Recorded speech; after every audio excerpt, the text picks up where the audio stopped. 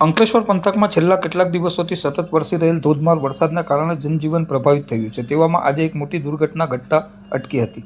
અંકલેશ્વરના વ્યસ્ત ગણાતા મહાવીર ટર્નિંગ નજીક આવેલ એક અતિ પ્રાચીન અને અદ્યતન બાંધકામ ધરાવતા શોપિંગ કોમ્પ્લેક્સનો આગળનો ભાગ અચાનક પત્તાના મહેલની જેમ ધરાશાયી થતાં સમગ્ર વિસ્તારમાં અફરાતફરી અને ભયનો માહોલ સર્જાયો હતો। આ આકસ્મિક ઘટનામાં કોમ્પ્લેક્સની છત અને ગેલેરીનો એક મોટો હિસ્સો કડાકાભેર તૂટીને બરાબર નીચે આવેલ દુકાનોના શેડ પર ખાબક્યો હતો, જેને પગલે જોરદાર ધડાકો થતાં જ આસપાસના વેપારીઓ, ગ્રાહકો અને સ્થાનિક રાહદારીઓ જીવ બચાવવા માટે ભારે દોડધામ મચી હતી।